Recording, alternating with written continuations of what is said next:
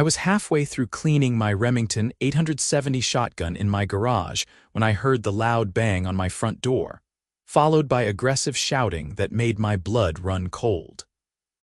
3 men in dark uniforms stormed into my house without waiting for me to answer, flashing badges that looked official at first glance, but something about the whole situation felt immediately wrong.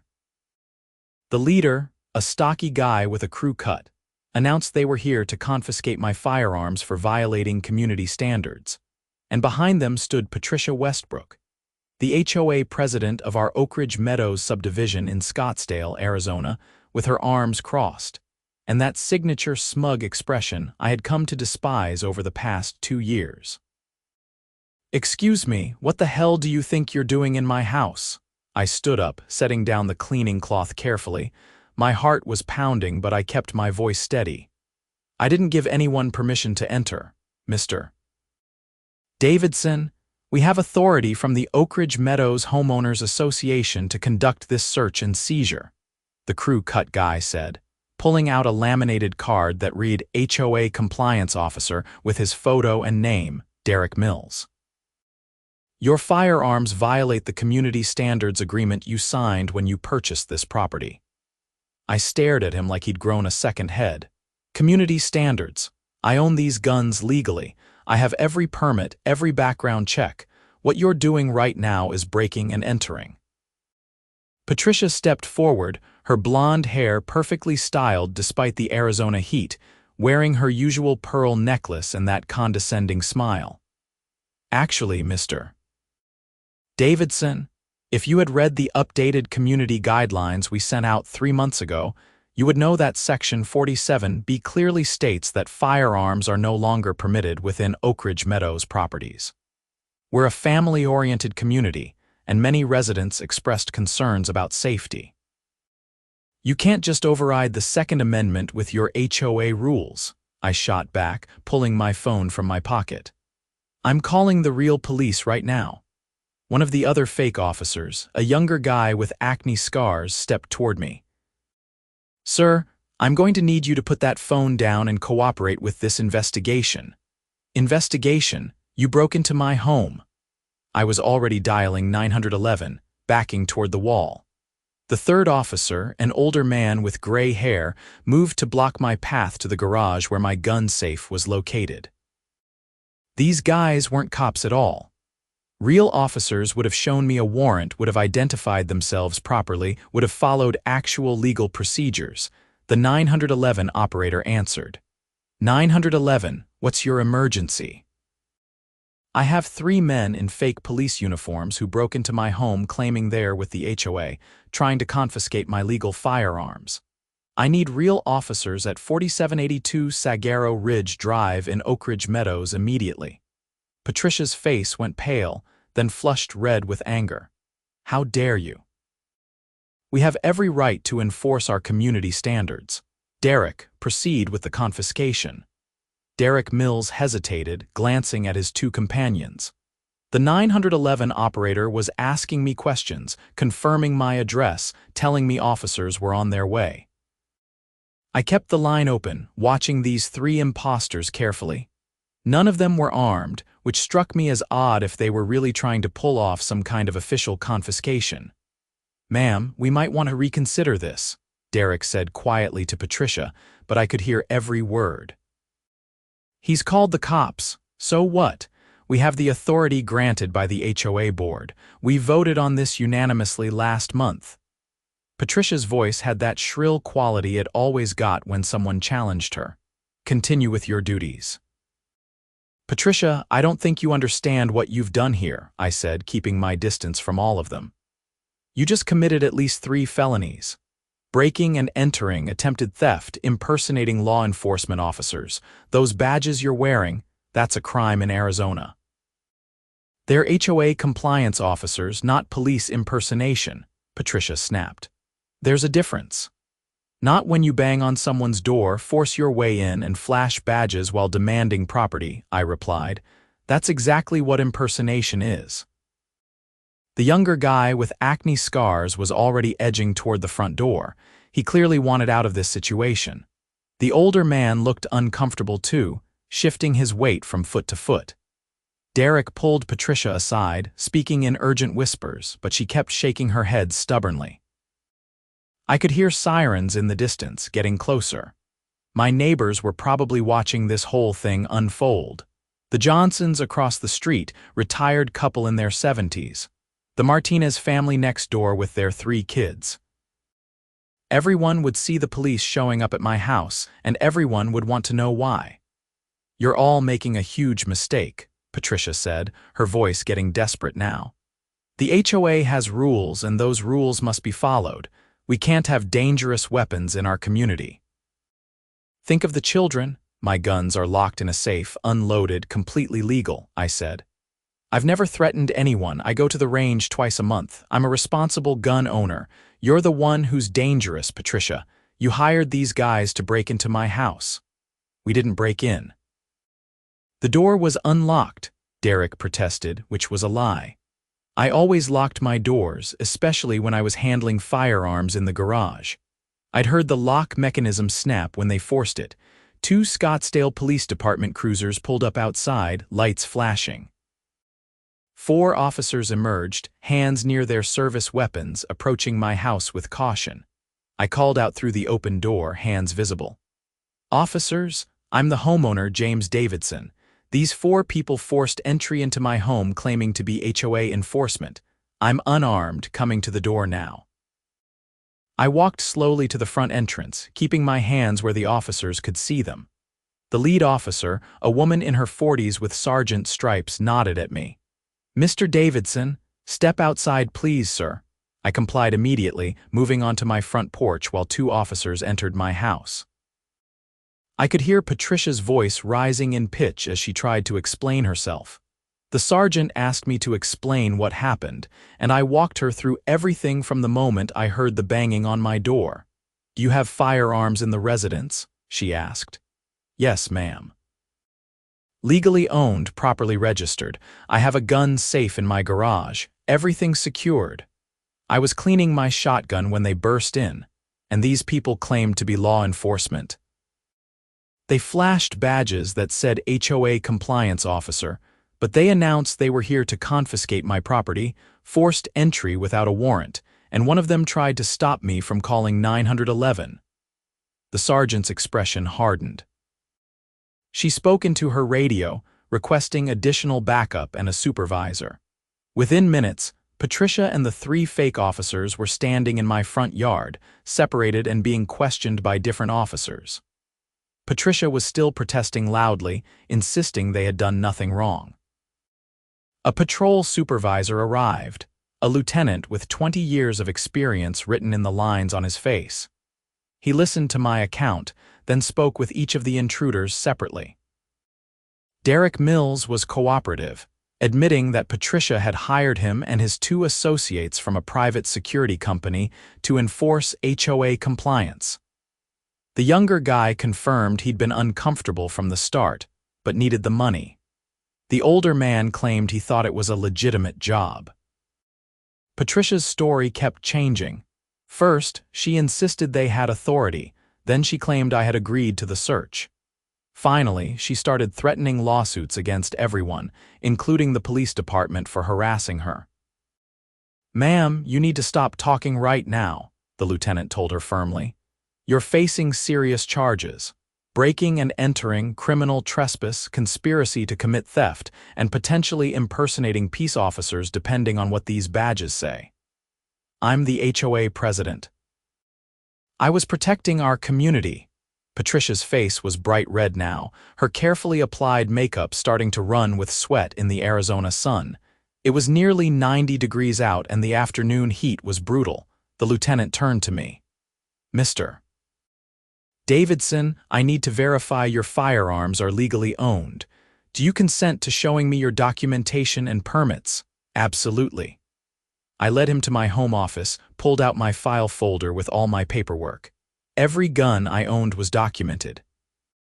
The Remington 870 shotgun, a Glock 19 pistol, a Ruger 10/22 rifle, and my grandfather's old Winchester hunting rifle that had sentimental value. All purchased legally, background checks completed, Arizona concealed carry permit current. The lieutenant reviewed everything carefully. These are all in order. Has the HOA ever contacted you about these firearms before today? I received a community guidelines update in the mail about 3 months ago. It was 40 pages of small print. I skimmed it, saw nothing about firearms, threw it away. I paused. Wait, let me check something. I went to my recycling bin, dug through old mail, and found the envelope. The guidelines were there, dense legal text.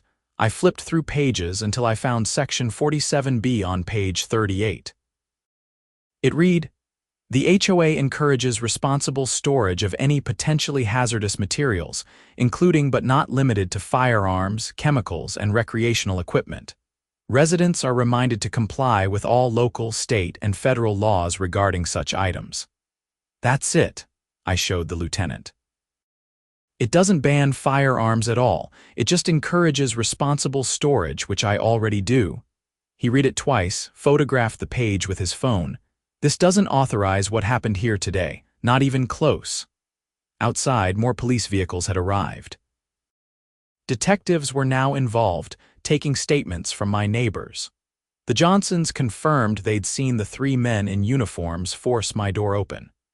Mrs. Johnson had actually called 911 too, about 30 seconds after I did. The Martinez family hadn't been home, but their doorbell camera had caught the whole thing on video. Patricia was handcuffed now, still protesting. The 3 fake officers were also in custody, sitting in separate patrol cars. Derek Mills looked resigned to his fate. The younger guy was crying. The older man kept shaking his head like he couldn't believe this was happening. A detective named Ramirez took my full statement, asking detailed questions about my interactions with Patricia and the HOA over the past 2 years. I told him about the constant violation notices for ridiculous things. My grass being a 1/4 inch too tall, my mailbox being the wrong shade of black. My car parked in my own driveway overnight, which apparently violated some rule about street aesthetics. Every violation came with a fine, usually $50 to $200. "Has she ever mentioned your firearms before?" Detective Ramirez asked. "No, never. I keep them private. I don't advertise that I own guns. The only way she would know is if she was snooping around my property or looking through my windows." Has she done that? I thought about it. Maybe. I've seen her walking past my house more than necessary. And about 6 months ago, I caught her in my backyard claiming she was inspecting for code violations. She said someone reported that my fence was damaged, but my fence was fine. The detective made notes. "We're going to need to look at the HOA's records, their meeting minutes, any communications about this firearms policy.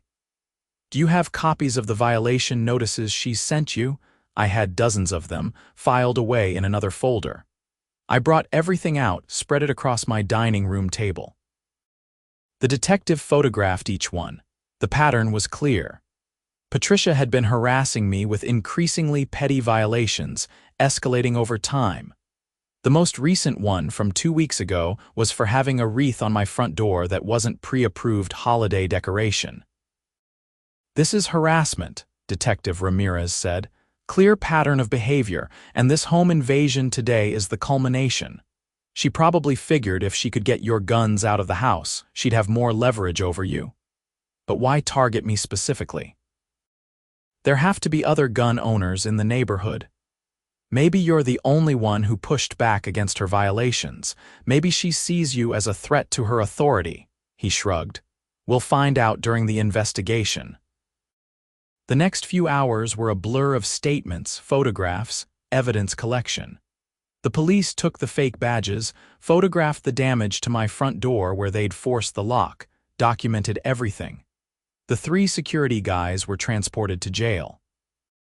Patricia was still arguing as they put her in the back of a patrol car, demanding to speak to her lawyer. By evening, news vans had arrived. Apparently, someone had called the local stations. A reporter from Channel 12 wanted a statement. I declined at first, but Detective Ramirez suggested it might be good to get my side of the story out there before Patricia, and the HOA started spinning their own narrative. I gave a brief statement to the camera. Today, the president of my HOA hired 3 men to break into my home and confiscate my legally owned firearms, claiming they violated community standards. They forced entry, attempted to steal my property, and tried to prevent me from calling 911. This was a clear violation of my constitutional rights and multiple state laws. I hope this serves as a warning to other HOA boards that you can't override federal and state law with your community rules. The story went viral within hours. My phone started blowing up with texts and calls from friends, family, even people I hadn't talked to in years. The local gun rights groups reached out, offering legal support. A civil rights attorney named Marcus Chen called, saying he wanted to represent me pro bono because this case was exactly the kind of HOA overreach he'd been fighting against for a decade. I met with Marcus the next morning at his office in downtown Scottsdale. He was younger than I expected, maybe 35, with sharp eyes and an aggressive handshake. His office walls were covered with framed news articles about cases he'd won against HOAs, city governments, and corporate entities. "James, you've got a slam dunk case here," Marcus said, spreading out documents on his conference table. "Criminal charges are already filed against Patricia Westbrook and her 3 accomplices. Breaking and entering, criminal trespass, conspiracy to commit theft, and the county attorney is considering adding impersonating peace officers. That last one is tricky because they weren't claiming to be actual police, but the way they presented themselves could meet the legal threshold." "What about civil charges?" I asked. "That's where this gets interesting." Marcus grinned like a shark. "We're going to sue Patricia personally, the 3 security guys, the security company that employed them, and the HOA itself.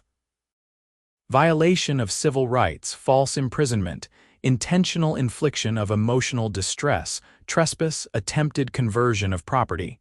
We're looking at potentially millions in damages." "I'm not trying to get rich off this," I said. "I just want them held accountable." "I understand, but accountability includes financial consequences. The HOA has insurance for this kind of thing, and that insurance company needs to feel the pain so they pressure other HOAs to behave responsibly. Plus, your actual damages are real. Your door lock was broken. You suffered emotional distress. Your reputation in the community has been affected, and we can seek punitive damages because Patricia's conduct was so egregious." Marcus explained that he'd already filed an emergency restraining order against Patricia and the HOA, preventing them from taking any action against me or my property. He'd also sent a preservation letter demanding they retain all documents, emails, text messages, and meeting minutes related to the firearms policy and the decision to send people to my house. "The discovery phase is going to be brutal for them," Marcus said, "because I guarantee this wasn't a legitimate HOA decision. Patricia probably went rogue, maybe convinced 1 or 2 board members to go along with her scheme, but I doubt the full board voted on hiring security to break into your house." He was right. By the end of the week, 3 other HOA board members had resigned, releasing a statement that they had no knowledge of Patricia's plans and never would have approved such action. They claimed Patricia had told them she was hiring security to patrol the neighborhood for suspicious activity, not to conduct home invasions. The HOA's insurance company immediately hired their own attorneys, who filed documents trying to separate the HOA from Patricia's individual actions. They argued she had acted outside the scope of her authority, and the HOA shouldn't be liable for her rogue behavior. Marcus countered that Patricia was acting in her official capacity as HOA president, using HOA funds to hire the security team and claiming HOA authority when she broke into my house. The criminal case moved faster than I expected. Arizona takes home invasion seriously, and with the video evidence from the Martinez family's doorbell camera, the prosecution had an airtight case. Derek Mills took a plea deal first, agreeing to testify against Patricia in exchange for reduced charges. The younger guy, whose name was Tommy Chen, no relation to my attorney, also took a deal. The older man, Frank Patterson, decided to fight the charges and hired his own lawyer. Patricia refused all plea deals. She insisted she had done nothing wrong, that she was protecting the community, that I was the dangerous one for owning guns. Her attorney, an expensive defense lawyer from Phoenix named Richard Caldwell, tried to argue selective prosecution, claiming the police were biased in favor of gun owners. The judge wasn't having it. The preliminary hearing was set for 6 weeks after the incident. I had to testify, walking through the entire event again for the court record. Patricia sat at the defense table looking defiant, wearing a conservative suit and clutching a Bible, which struck me as a calculated move to appear sympathetic. The prosecutor, an assistant county attorney named Sarah Hoffman, was thorough and professional. She walked me through every detail, then played the doorbell camera footage. Watching it on the courtroom screen was surreal. You could clearly see the 3 men in their fake uniforms approaching my door, Derek Mills pounding on it, then using some kind of tool to pop the lock when I didn't answer fast enough. Patricia was visible in the background, pointing toward my garage, directing them. "Mr. Davidson, did you give anyone permission to enter your home that day?" Sarah asked. "No, absolutely not. Did you leave your door unlocked?" "No, I always lock my doors, especially when handling firearms. I'm very careful about security." "What was your state of mind when these individuals burst into your home?" "I was terrified," I admitted. 3 strange men in uniforms, shouting, demanding my property. My first thought was that I was being robbed. It wasn't until Patricia appeared that I realized this was some insane HOA scheme, but even then, I knew it was completely illegal. The defense attorney cross-examined me, trying to make it seem like I was paranoid about the HOA, that I had a vendetta against Patricia. I stayed calm, answered every question honestly. Yes, I disagreed with many of Patricia's decisions. No, I never threatened her. Yes, I had filed complaints with the HOA board about her harassment. No, I never gave her reason to fear me or my firearms. "Mr. Davidson, you own multiple guns, correct?" Richard Caldwell asked, his tone implying something sinister. "I own 4 firearms, all legally registered and properly stored. Why do you need 4 guns?" "I don't need to justify my constitutional rights to anyone, but for your information, they serve different purposes. Hunting, home defense, target shooting, and one has sentimental value. Some people would say that's excessive. Some people would say it's none of their business." The prosecutor objected and the judge sustained it. The defense attorney tried a few more approaches, but nothing stuck. The evidence was too clear. Patricia had orchestrated a home invasion to steal my property because she didn't like that I owned guns. The judge bound Patricia over for trial on all charges. Bail was set at $50,000, which she posted immediately. As a condition of bail, she was ordered to have no contact with me, stay at least 500 feet away from my property, and resign from the HOA board immediately. The civil case was moving forward in parallel. Marcus had filed a comprehensive lawsuit seeking $2 million in damages, though he told me privately that we'd probably settle for less. The HOA's insurance company was eager to resolve things quickly and quietly, but Patricia's personal liability was complicated by her refusal to accept any wrongdoing.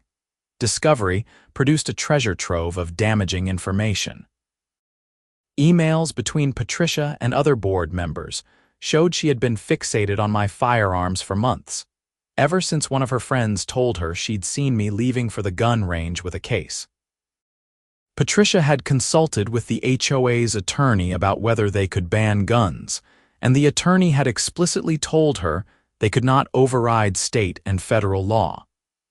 Patricia had ignored that advice and proceeded anyway.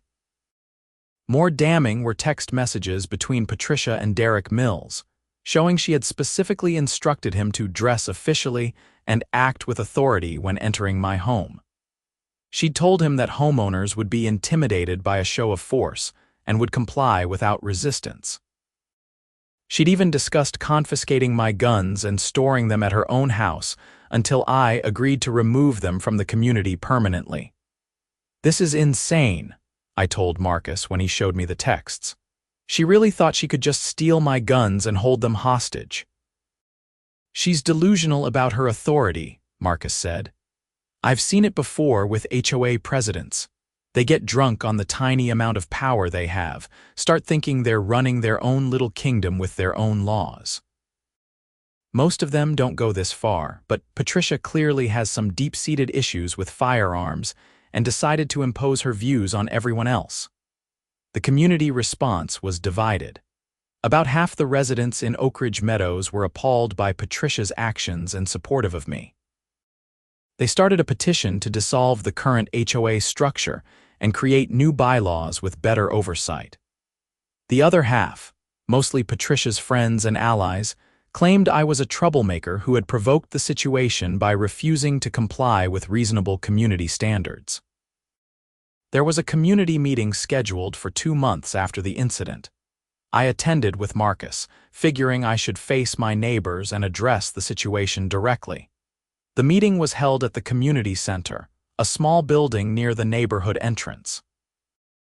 Over 100 residents showed up, filling every seat and standing along the walls. The interim HOA president, a reasonable guy named Tom Bradley who had been vice president before all this happened, called the meeting to order.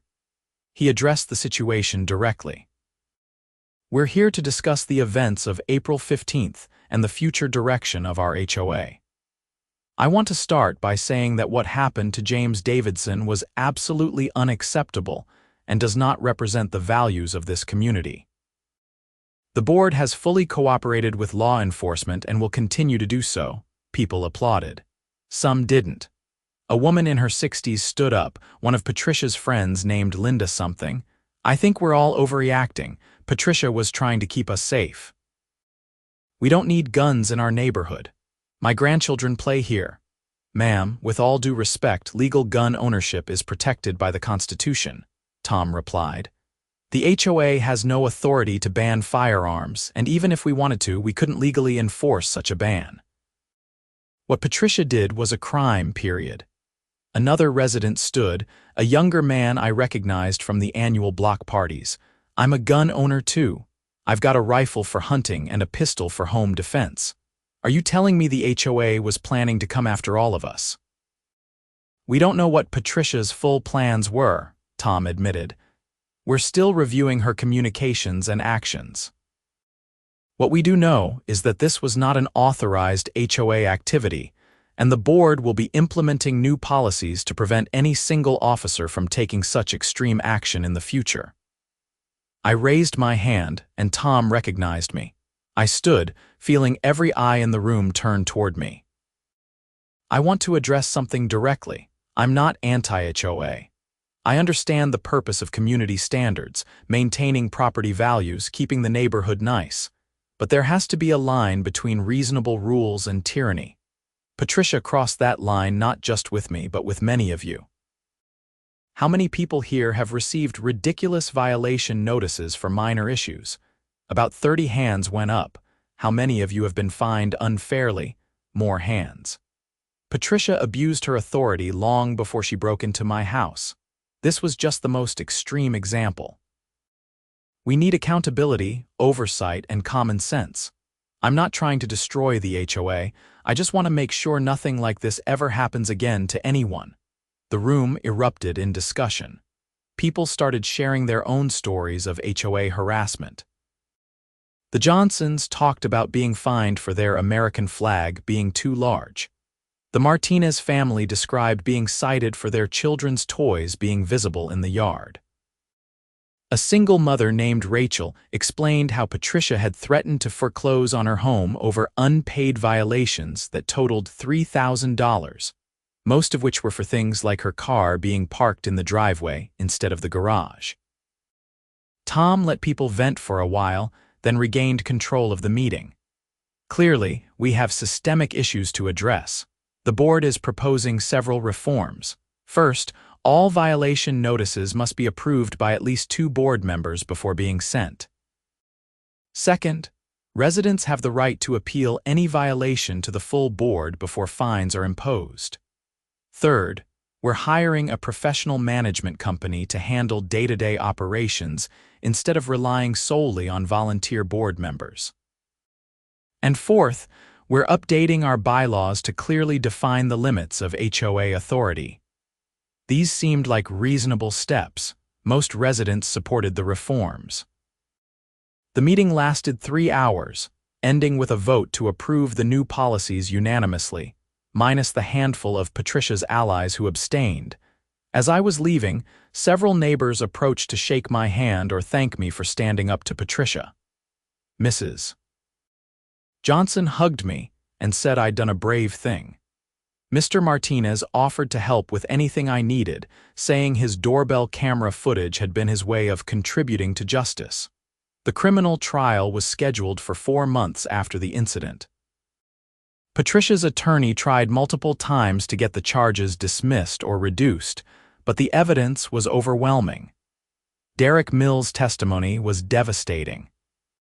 He explained in detail how Patricia had recruited him, what she'd told him to do, how she'd assured him it was legal because the HOA had authority over member properties. Did you have any doubts about the legality of what Mrs. Westbrook was asking you to do? Sarah Hoffman asked during direct examination. Yes, ma'am, I did, Derek admitted. I asked her several times if we needed a warrant or police involvement. She kept saying the HOA had special authority and that their attorney had approved everything. She showed me what she claimed was a legal opinion, though I never saw the actual document. Did you believe her? I wanted to believe her because the job paid well, but when we actually went to Mr. Davidson's house and he started saying we were committing felonies, I knew we'd made a terrible mistake. I should have walked away right then. Tommy Chen's testimony was similar. He was younger, more naive, and had trusted that Derek knew what he was doing. Frank Patterson, who had refused the plea deal, had his own attorney but wasn't testifying, which probably hurt his case. The prosecution also called the HOA's attorney, a man named Gerald Foster who had advised Patricia months earlier. He brought copies of his emails and memos explicitly telling Patricia that the HOA could not ban firearms, and any attempt to confiscate them would be illegal. Mr. Foster, did you ever give Mrs. Westbrook approval to send security personnel into a resident's home to confiscate firearms? Sarah asked. Absolutely not. I told her the exact opposite. I warned her in writing that such action would be criminal trespass at minimum, possibly robbery or burglary depending on the circumstances. I advised her to drop the entire idea. How did she respond? She argued with me, said I didn't understand HOA law, and eventually stopped consulting me on the issue. The next thing I knew, I was being contacted by police about this incident. When Patricia took the stand in her own defense, it was a disaster. She was combative, self-righteous, and completely unrepentant. She insisted she had the authority to enforce community standards, that gun ownership was dangerous and irresponsible, and that she was being persecuted for trying to protect children. Mrs. Westbrook, did you have a legal warrant to enter Mr. Davidson's home? Her own attorney asked, trying to control the narrative. I didn't need a warrant. The HOA has authority over all properties in the community. It's in the CC and Artiques. But the CC and Artiques don't override constitutional rights, do they? They should. People's safety is more important than some outdated amendment written hundreds of years ago. I watched the jury's faces. Several of them looked shocked. One man was shaking his head. This was Arizona, a state with strong gun rights culture. Patricia was committing legal suicide. The prosecution's cross-examination was brutal.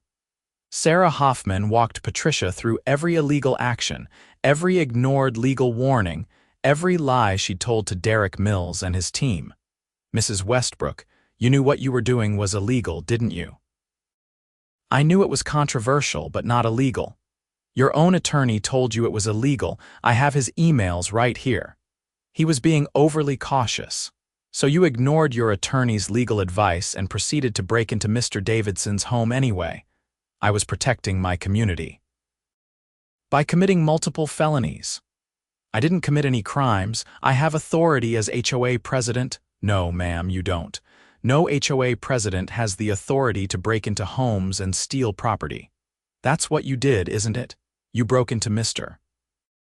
Davidson's home with the intent to steal his legally owned firearms. I wasn't stealing them. I was confiscating them for safety reasons. Without legal authority, without due process, without his consent, that's called theft, Mrs. Westbrook. The jury deliberated for less than 3 hours. They found Patricia guilty on all counts: breaking and entering, criminal trespass, conspiracy to commit theft, and criminal impersonation of a peace officer. The judge's decision on that last charge had been that Patricia's use of official-looking badges and the authoritative manner in which her team announced themselves constituted impersonation under Arizona law. Frank Patterson was also found guilty, while Derek Mills and Tommy Chen's plea deals were finalized. Sentencing was scheduled for 6 weeks later. The civil case settled before trial. The HOA's insurance company agreed to pay me $300,000, covering actual damages, emotional distress, and attorney fees. Patricia was personally liable for another $200,000, though Marcus said we'd probably never collect most of that since she didn't have significant assets beyond her house. $500,000 in total is a good result, Marcus told me. More importantly, we've established a legal precedent. Other HOAs in Arizona now know they can't pull this kind of thing. We're going to publish the settlement terms with the court's approval so it becomes part of the public record. The sentencing hearing was emotional. I gave a victim impact statement, describing how violated I felt having strangers break into my home, how I'd had trouble sleeping for weeks afterward, how I'd installed an expensive security system and still jumped at unexpected noises. Patricia Westbrook decided that her personal views on firearms were more important than my constitutional rights, my privacy, and my safety. I told the judge. She weaponized her position of authority to terrorize me and attempt to steal my property. She showed no remorse, no understanding of the severity of her actions. I hope the court sends a message that this behavior cannot be tolerated in a free society. Patricia's attorney made a plea for leniency, claiming she was a pillar of the community, had no prior criminal record, and had acted out of misguided concern rather than malice. Patricia herself gave a rambling statement about her fears of gun violence, citing statistics and news stories, but never actually apologizing or acknowledging that what she did was wrong. The judge, a stern woman in her 60s named Margaret Reynolds, was not impressed. Mrs. Westbrook, I've presided over many criminal cases involving abuse of authority, but rarely have I seen such a flagrant disregard for the rule of law. You were not a police officer. You were not a government official. You were a volunteer president of a homeowners association, a position of limited authority designed to maintain property standards, not to override constitutional rights. You organized a home invasion, endangered multiple people, and violated Mr. Davidson's most basic rights to privacy and property. Your complete lack of remorse and continued insistence that you were justified troubles me greatly. Judge Reynolds sentenced Patricia to 3 years in prison on the breaking and entering charge, with concurrent sentences on the other counts. She would be eligible for parole after 18 months with good behavior. Derek Mills got 6 months in county jail. Tommy Chen got probation. Frank Patterson got 1 year in county jail. The courtroom was packed with reporters, residents from Oak Ridge Meadows, and gun rights advocates who had adopted my case as a cause. When the sentence was announced, some people gasped. Patricia's friends cried. Her husband, A quiet man who had sat through the entire trial looking miserable put his head in his hands. Patricia was remanded into custody immediately. As the bailiffs led her away, she turned and glared at me with such hatred that it sent a chill down my spine. "This isn't over," she mouthed silently, but it was over. The criminal case was resolved. The civil case was settled. The HOA had implemented reforms and hired a professional management company. New board members had been elected, reasonable people who understood the limits of their authority. I went home that evening to my house on Saguaro Ridge Drive, the house I'd almost lost because of one person's tyrannical overreach. My new security system beeped as I entered, cameras recording every angle of my property. My gun safe in the garage held my 4 firearms, legally owned, properly stored, completely undisturbed. Life in Oak Ridge Meadows slowly returned to normal. The new HOA management was professional and fair. Violation notices were rare and reasonable. The annual community picnic happened without incident. My neighbors and I developed better relationships, bonded by our shared experience of surviving Patricia's reign. About a year after the sentencing, I received a letter from Patricia. It had been forwarded from the prison. I almost threw it away without reading it, but curiosity got the better of me. The letter was 7 pages long, handwritten on lined paper. It started with justifications, continued with complaints about her prison conditions, and finally, on page 6, included something that might have been an apology. "I still believe guns are dangerous and our communities would be safer without them, but I understand now that my methods were wrong. I should not have entered your home. I should not have hired those men. I should have worked within the legal system to change laws I disagreed with. My attorney tells me you've moved on with your life, and I hope that's true. I've lost everything. My reputation, my freedom, my husband filed for divorce, my children won't speak to me. I hope your guns make you feel safe, since they've cost me everything." It wasn't really an apology, more of a passive-aggressive attempt to make me feel guilty for her choices. I filed the letter away, deciding I wouldn't respond. Patricia had made her own decisions and faced the consequences. I had done nothing wrong by exercising my constitutional rights and defending my property. The case attracted national attention in gun rights circles. I was interviewed by several podcasts and Second Amendment advocacy groups. I tried to emphasize that this wasn't just about guns. It was about property rights, due process, and limits on authority. HOAs serve a legitimate purpose, but they must operate within the law. The moment they start thinking they're above the law, they become dangerous. Marcus Chen used our case to launch a nonprofit organization focused on HOA reform and accountability. He named it the Property Rights Defense Fund and began taking on similar cases around Arizona. He asked me to serve on the advisory board, and I agreed. If my terrible experience could help prevent others from suffering similar violations, it was worth it. 2 years after the incident, I sold my house in Oak Ridge Meadows. Not because of bad memories or fear, but because I'd gotten a job opportunity in Tucson that was too good to pass up. The new owner was a retired Marine who owned several firearms himself. I told him the whole story, showed him the settlement documents, explained the HOA reforms. He laughed and said if anyone tried to break into his house to take his guns, they'd regret it. I bought a house in Tucson in a neighborhood with no HOA at all. Just city ordinances and county regulations. No volunteer tyrants deciding what color I could paint my mailbox or how long my grass could grow. It was liberating. Patricia served 20 months before being granted parole. I heard about it through the victim notification system. Her parole conditions included staying away from any HOA involvement for 5 years and completing an anger management program. Her ex-husband had gotten custody of their adult children, who apparently wanted nothing to do with her.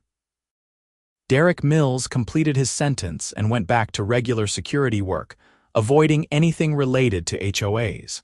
Tommy Chen moved out of state, trying to start fresh somewhere his record wouldn't follow him. Frank Patterson served his full sentence and last I heard was working construction. The HOA's insurance company implemented new policies requiring pre-approval for any enforcement actions beyond standard violation notices. They sent out training materials to all HOAs in their coverage area, using my case as an example of what not to do. Insurance premiums for HOAs went up across the board, which some people blamed me for, but I figured it was a necessary cost of accountability. Looking back on the whole experience, it was surreal. One day I was a regular guy living a quiet life, following all the laws, minding my own business. The next day, I was the victim of a home invasion orchestrated by my HOA president because she disagreed with my constitutional rights. It could have gone so much worse. If I'd been less aware of my rights, if I'd panicked and reached for a weapon, if the fake officers had been armed, someone could have been seriously hurt or killed. The system worked eventually. The police responded appropriately. The prosecutors took the case seriously. The jury understood the severity of the violations. The judge imposed meaningful consequences. The civil courts provided compensation, but it shouldn't have taken all that for justice to prevail. Patricia should have been stopped long before she got to the point of breaking into my home. That's the real lesson I took away from the whole ordeal. Power corrupts, even small amounts of power like running an HOA. Without oversight, accountability, and respect for individual rights, anyone can become a tyrant. Patricia probably started with good intentions, wanting to keep the neighborhood nice and safe. But somewhere along the way, she started believing her preferences were more important than other people's rights. She surrounded herself with yes-men who never challenged her. She ignored legal advice she didn't want to hear. She escalated from petty violations to serious crimes because no one stopped her earlier.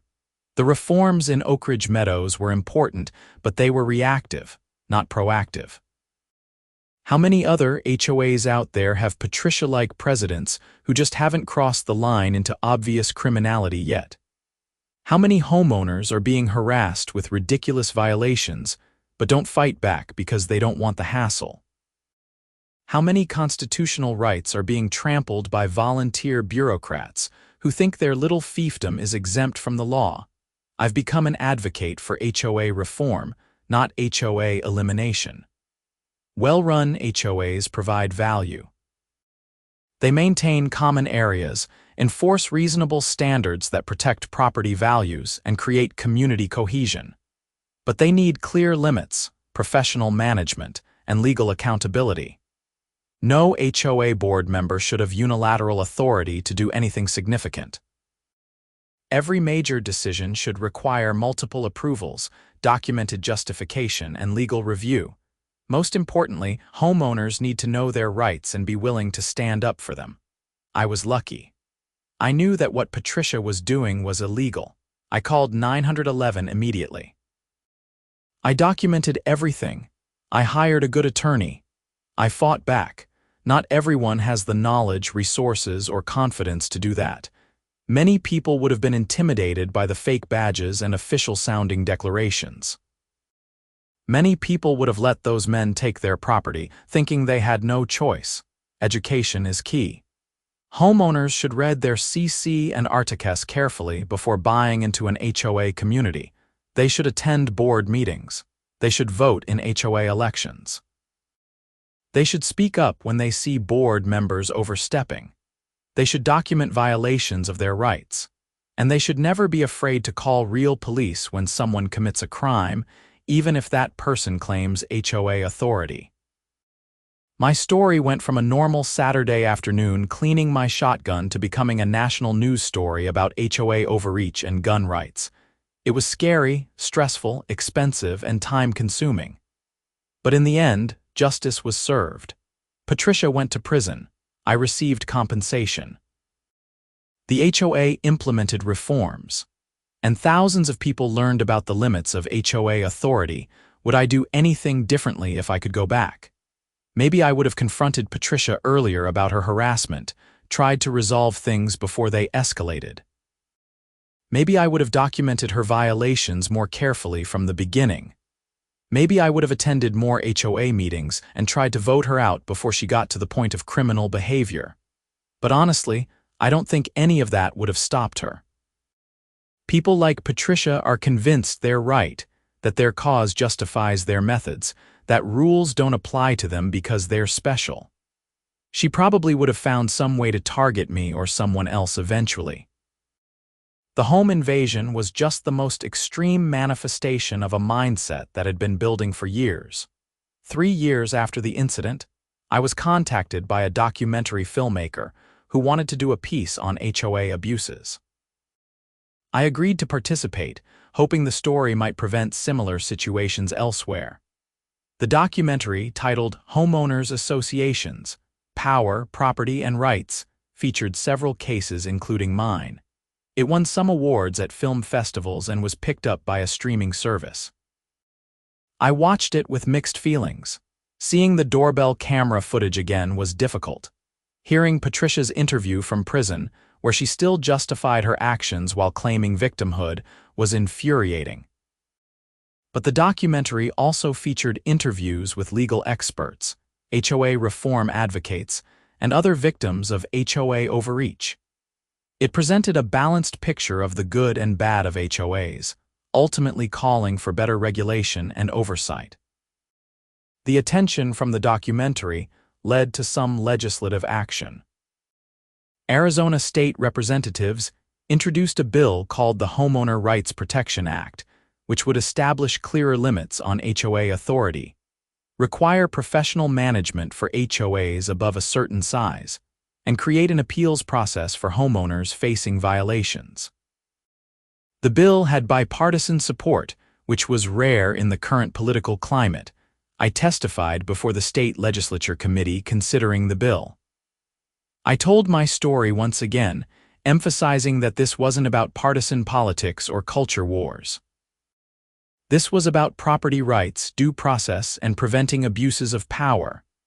HOAs are private organizations, but they wield significant power over people's homes, their largest investment for most families, I told the committee. That power must come with accountability.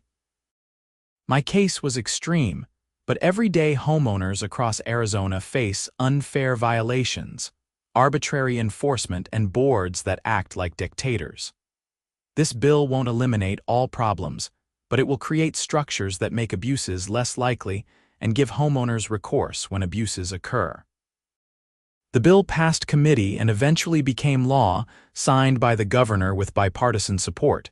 It wasn't perfect, but it was progress. Other states started looking at similar legislation, inspired by Arizona's example and my case. 5 years after Patricia broke into my home, I was living a good life in Tucson. I'd gotten married to a wonderful woman named Alina who understood my passion for gun rights and HOA reform. We bought a house with no HOA, just as I'd planned. We had a dog, a German shepherd named Liberty, who barked at anyone who came near our property uninvited. I still owned the same 4 firearms, plus a few more I'd acquired over the years. I still went to the range regularly. I'd become more involved in Second Amendment advocacy, not because I was particularly political, but because my experience had shown me how easily rights could be threatened by people with even small amounts of authority. Patricia was released from parole supervision after completing her 5-year period. I had no idea what she was doing or where she was living, and I didn't care to know. She was part of my past, a cautionary tale about what happens when someone lets power go to their head. The 3 security guys had all moved on with their lives. Derek Mills had actually reached out to apologize sincerely years after his release. We met for coffee, and he seemed genuinely remorseful. He'd lost his security license, struggled to find work, and eventually retrained as an electrician. He told me that incident had taught him to always trust his instincts and never let someone else convince him to do something he knew was wrong. The HOA reforms in Oak Ridge Meadows were still in place and working well. I stayed in touch with Tom Bradley, who had served as president for a few years before stepping down. He told me the professional management company had made a huge difference, handling violations fairly and consistently, without the personal vendettas that had characterized Patricia's reign. Property values in Oak Ridge Meadows had actually increased after the incident and reforms, which surprised some people. But it made sense. Buyers wanted to know they were moving into a well-managed community with reasonable rules, not a dictatorship. The neighborhood's reputation recovered once Patricia was gone and the new systems were in place. I eventually wrote a book about my experience, titled Invaded: How My HOA Broke Into My Home and What It Taught Me About American Freedom. It was part memoir, part analysis of HOA law, part call for reform. It didn't become a bestseller or anything, but it sold steadily and received positive reviews from both gun rights advocates and HOA reform groups. The royalties from the book went to Marcus Chen's Property Rights Defense Fund, helping other homeowners fight HOA abuses. Over the years, the organization took on dozens of cases, winning most of them and establishing important legal precedents. Marcus became a nationally recognized expert on HOA law, frequently interviewed by media outlets and invited to speak at conferences. My life had been permanently changed by those few minutes when Patricia and her fake security team broke into my home, but not in the way she intended. Instead of intimidating me into giving up my rights, she'd activated a passion for justice and reform that would shape the rest of my life. Instead of making me afraid, she'd made me determined to ensure no one else would suffer similar violations. Every year on the anniversary of the incident, I posted on social media about HOA accountability and property rights. I always included the advice I wished I'd known earlier. Read your CC and Articus carefully, know your rights, document everything, don't be afraid to push back against unreasonable demands, and never let anyone into your home without proper legal authority. The responses to those posts were always illuminating. Hundreds of people shared their own HOA horror stories, ranging from petty violations to serious abuses. Many thanked me for fighting back and inspiring them to stand up for their own rights. A few criticized me, saying I was overreacting or that HOAs needed strong enforcement. I engaged respectfully with critics, explaining that I supported reasonable HOA rules but opposed abuse of authority. 10 years after the incident, I received an unexpected letter. It was from Patricia's daughter, a woman in her 30s named Emily. She apologized for her mother's actions, explained that she'd cut off contact with Patricia for years but had recently reconnected, and said her mother had finally, truly apologized for what she'd done. Emily asked if I would be willing to meet with Patricia for some kind of restorative justice conversation. I thought about it for a long time. Part of me wanted nothing to do with Patricia ever again. But another part of me was curious whether she'd actually changed or if this was just another manipulation. I discussed it with Alina, with Marcus, with my therapist. Eventually, I agreed to a mediated conversation with strict conditions. Neutral location, professional mediator, no press, no recording, and I could leave at any time.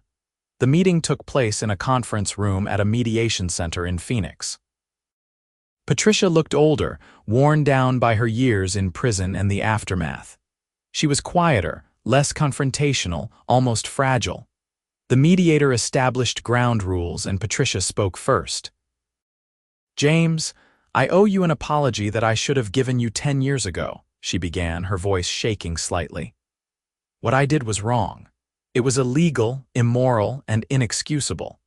I convinced myself I was protecting the community, but really I was imposing my own fears and prejudices on everyone else. I was drunk on the small amount of power I had, and I abused that power terribly. You lost your sense of security in your own home. You had to go through criminal trials and civil cases. You had to become a public figure when you just wanted to live your life. And all because I couldn't accept that your rights were more important than my preferences. I'm sorry, I know that's inadequate, but it's sincere." I listened carefully, watching her body language, her facial expressions. She seemed genuine, but I'd been fooled before. Why now? I asked. Why apologize after 10 years? Because I finally understand what I did, Patricia said. In prison, I had a lot of time to think. I went through therapy. I talked to other inmates who'd lost everything because of their own bad decisions. I realized I'd been wrong about so many things. Not just the break-in, but my whole approach to life. I thought being in control meant being right. I thought enforcing rules meant keeping people safe. But really, I was just scared and trying to force the world to match my fears. We talked for 2 hours. Patricia answered my questions honestly, acknowledged specific harms she'd caused, and made no excuses. She didn't ask for forgiveness, which I appreciated. She just wanted me to know that she understood the severity of what she'd done and had genuinely changed. At the end of the conversation, I told her I accepted her apology but couldn't offer forgiveness yet. Maybe someday, but not now. The wounds were still too deep. She nodded, said she understood, and thanked me for giving her the opportunity to apologize face to face. As I left the mediation center, I felt oddly lighter. I hadn't realized how much anger I'd been carrying around for 10 years. The apology didn't erase what happened, but it provided some closure. Patricia was no longer the villain of my story, just a flawed human being who'd made terrible choices and finally taken responsibility for them. Life went on. The reforms inspired by my case continued to spread. More states passed homeowner rights legislation. HOAs became more professional, more accountable, more respectful of individual rights. My case became a cautionary tale taught in property law classes and HOA management training seminars. I never regretted standing up to Patricia and the fake security team that day. Yes, it led to years of legal battles, public scrutiny, and stress. But it also led to meaningful change, helping countless other homeowners avoid similar abuses. Sometimes standing up for your rights is difficult and costly, but it's always worth it. My firearms remained in their safe, legal and undisturbed, symbols of both my constitutional rights and the importance of defending those rights against anyone who would trample them, whether it's government overreach or HOA tyranny. The Second Amendment exists precisely for situations where authority figures, no matter how small their domain, try to impose their will through force rather than law.